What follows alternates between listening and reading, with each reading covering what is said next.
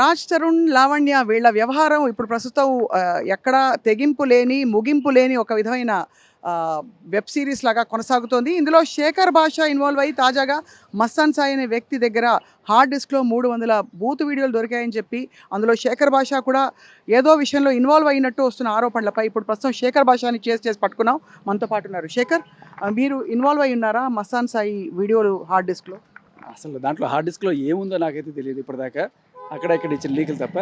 అయితే మస్తాన్ సాయి నాతో మాట్లాడిన కాల్ ఒకటే ఏదో వాళ్ళ దగ్గర దొరికిందని, దాంట్లో నేనేదో వాళ్ళని ఇరికించడానికి ట్రై చేశానని చెప్పి ఏదో చెప్తున్నారు. బట్ బేసికలీ మీరు ఆ కాల్ రికార్డ్ నేను కూడా విన్నా. అదొకటైతే నేను విన్నాను. దాంట్లో కాల్ నిజమే అయితే. నిజమే. మస్తాన్ సాయి నాకే కదా, చాలామంది జర్నలిస్టులు కూడా ఫోన్ చేస్తుంటాడు. ఫోన్ చేసి ఇదిగో ఇట్లా ఈ అమ్మాయి డ్రగ్స్ చేస్తుంది, రెడ్ హ్యాండెడ్గా పట్టుకోండి అని చాలామంది అడుగుతున్నాడు. బట్ అలా అడిగినప్పుడు నేను యాజ్ అ విజిల్ బ్లోయర్ నేను ఇన్ఫర్మేషన్ ఎక్స్ట్రాక్ట్ చేయడం కోసం రకరకాలుగా అతను అడుగుతుంటా, ఏంటి, ఎప్పుడు జరుగుతుంది, ఏ టైంలో జరుగుతుంది చెప్పు, మనం ఇన్ఫార్మ్ చేద్దాం పోలీసులకి అని. సో నేనేదో ఇరికించడానికి ట్రై చేసినట్టు ఇది. అంటే ఇప్పుడు దొంగను పట్టేస్తే అది కుట్రపడినట్ట. ఆవిడ దొంగ అనే విషయం ప్రపంచం అందరికీ తెలుసు. 45 రోజులు చెంచులు కూడా జైల్లో ఊరికనే పెట్టారు ఆవిడని, డ్రగ్ పెడ్లింగ్ చేసినందుకే కదా. అంటే కేవలం ఆరోపణలపై జైలుకి వెళ్ళిన వాళ్ళు చాలా మంది ఉంటుంటారు. కరెక్టే. కానీ మీరు ఆరోపణలో మీకు ఇప్పుడు ఇన్నాళ్ళు లేనిది ఈరోజే ఎందుకు వస్తుంది అంటే, కరెక్ట్గా ఆ కేసు ఇప్పుడు హీరింగ్కి వస్తుంది.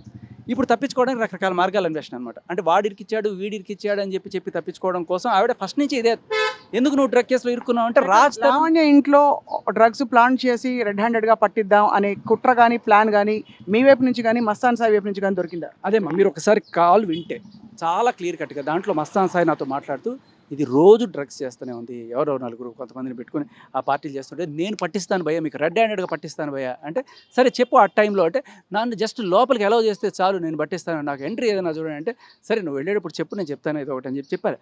కానీ అసలు తర్వాత నాకు అతనికి కాంటాక్ట్ లేదు. అయితే ఏదో మెసేజ్ పెట్టాడు, నేను వెళ్తున్నాను పెట్టాడు. తర్వాత ఏమైంది కూడా నాకు తెలియదు. ఆ నెక్స్ట్ రోజు పొద్దున అతను ఎవరో పట్టుకున్నారు పోలీసులు, ఏదో చెప్పారు. మిమ్మల్ని పోలీసులు అదుపులోకి తీసుకున్నారా? నన్ను ఎందుకు అదుపులోకి తీసుకోలేదు. పోలీస్ స్టేషన్కి వెళ్ళారా మీరు? అస్సలు లేదు, వెళ్ళాల్సిన అవసరం రాలేదు.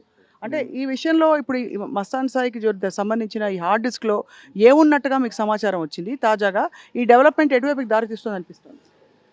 అంటే ఈ అమ్మాయి క్లెయిమ్ చేస్తున్నట్టుగా లావణ్య చాలామంది న్యూడ్ వీడియోస్ ఏవో ఉన్నాయి అని చెప్పి, 200 న్యూడ్ వీడియోస్ ఉన్నాయా, 200 మంది అమ్మాయిలు ఉన్నాయా? సో బేసికల్లీ కొంతమంది ఒక 5 మంది అమ్మాయిలు 200 ఉన్నాయా? అంటే ఈ విషయంలో ఎవరి ఇన్వాల్వ్మెంట్ ఉంది, ఎవరి ప్రమేయం ఉంది? ఈ వీడియో, ఈ హార్డ్ డిస్క్ అసలు బయటికి ఎలా వచ్చింది? ఈ హార్డ్ డిస్క్ 3 నెలల క్రితం లావణ్య, 3 నెలల క్రితం 4 నెలల క్రితం లావణ్య అతని దగ్గర నుంచి గుంజుకుందట. ఓకే. గుంజుకొని అప్పటి నుంచి అతన్ని బ్లాక్మెయిల్ చేస్తుంది.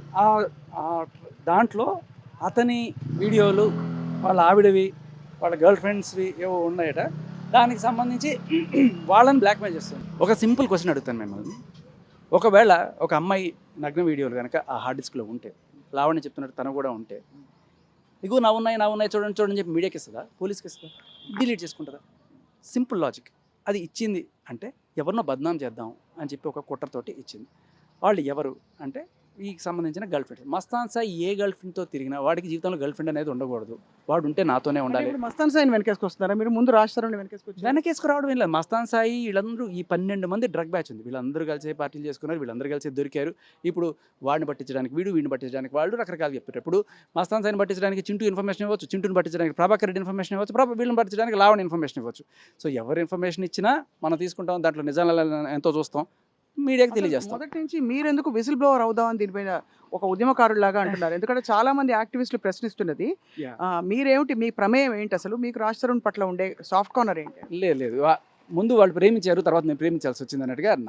నా పనే లేదు, నా పనేదో నేను చేసుకుంటూ పోతుంటే ఒకనొక ఇంటర్వ్యూలో ఇలా పిలిచి అడిగితే నాకు తోచిన అభిప్రాయం నేను చెప్పినప్పుడు అది వైరల్ అయ్యి, తర్వాత దానికి సంబంధించిన సాక్ష్యాలు నాకున్న దీంట్లో తీసుకొచ్చా. అబ్బో వీడు సాక్ష్యాలు కలెక్ట్ చేయడంలో పెద్ద ఇది అది అని చెప్పి అప్పటి నుంచి ఎంకరేజ్ చేస్తూ ప్రతి ఒక్కరు అడగడం మొదలుపెట్టారు. ఆడియో రికార్డింగ్లో ఫలానా వాళ్ళని కూడా వేసేసేయండి, దాన్ని కూడా ఒకసారి వేసేద్దాం అన్నట్టు ఒక వర్డ్. మీ చాలా జాగ్రత్తగా వినండి. ఆ దాంట్లో ఏంటంటే, పడాల లక్ష్మి అనే అమ్మాయి గత కొన్ని రోజులుగా అక్కడే ఉంటున్నట్టు సమాచారం మనకి.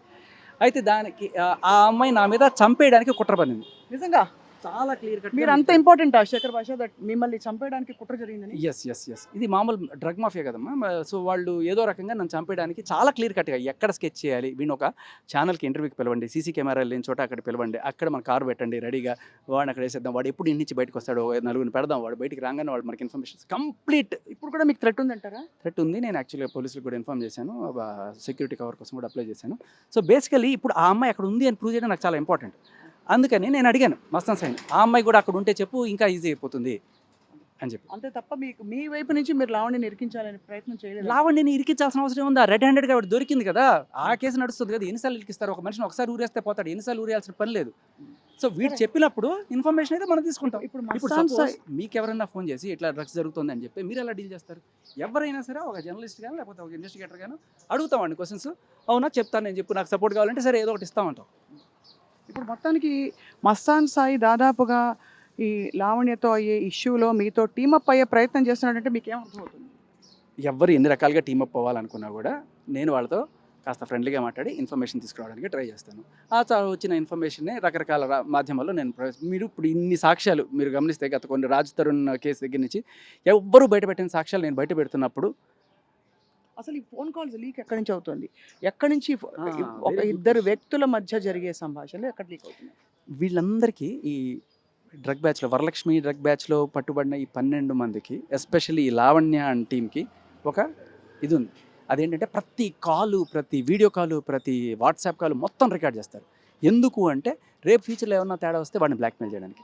ఇందులో police officers calls, reporters calls, ఇలా ప్రతి ఒక్కళ్ళు ఉన్నాయి. ఆ అమ్మాయి రీసెంట్గా ఒక రిపోర్టర్ని బ్లాక్మెయిల్ చేసింది, అలాగే ఒక పోలీస్ ఆఫీసర్ని బ్లాక్మెయిల్ చేసింది. దానికి సంబంధించిన ఆ వీడియో ఫుటేజ్ అమ్మాయి ఎవరైనా బ్లాక్మెయిల్ ఎందుకు అవుతారు? తప్పులు చేసి ఉండొచ్చు. ఇప్పుడు అదే అంటున్నాను, ఇది కూడా తప్పే. ఒక అమ్మాయి అబ్బాయి పడుకున్నప్పుడు దాన్ని తీసుకొని వచ్చి పబ్లిక్ ఫార్మ్లో పెట్టి వాళ్ళని బ్లాక్మెయిల్ చేయడం అన్ని తప్పులే. సో బేసికల్లీ బ్లాక్మెయిల్ అనేది బేసిక్ ఇది ఇన్స్టింక్ట్ అనమాట వీళ్ళందరికీ. మస్తాన్ సాయి రికార్డ్ చేసుకున్న ఇవి వీళ్ళ వాళ్ళు హార్డ్ డిస్క్లు పిక్కోవడాలు వీటిల్లో బయటకు వచ్చేసి ఆధారాలు మనకు బయటకు వస్తున్నాయి. ఫైనల్ ఏం చెప్పదలుచుకున్నారు శేఖర్ భాష? ఇందులో కంప్లీట్గా మీ ప్రమేయం కానీ మీ పాత్ర కానీ మీకు ఏదో డబ్బు అందబోతోంది, దాదాపు ఎన్నో కోట్ల విల్లా ఖాళీ చేయిస్తే ఆ అమ్మాయి చేత రాజ్ తరుణ్ నుంచి అని ఒక టాక్ వస్తుంది. నాకు డబ్బులు అక్కర్లేదు, వాళ్ళు ఇచ్చినా తీసుకోను. ఒకవేళ కాల్ రికార్డింగ్స్ పట్టే నేపథ్యం ఉంటే తీయండి. నేను రాజ్ తరుణ్తో చాలా క్లియర్ కట్గా మాట్లాడాను. ఏ రోజు కూడా నేను అలా ఆశించే మనిషిని కూడా కాదు. నేను ఇలా చెప్పుకోవాల్సి వస్తున్నందుకు బాధగా ఉంది. నేను తెలిసిన వాడిగా మీరు చెప్తేనే బాగుంటుంది. Shekhar, thank you very much. మీరు బిజీ షూటింగ్లో ఉన్నట్టున్నారు, మిమ్మల్ని బయటకు లాగగలిగాం మొత్తానికి ట్రేస్ చేసి. Thank you so much.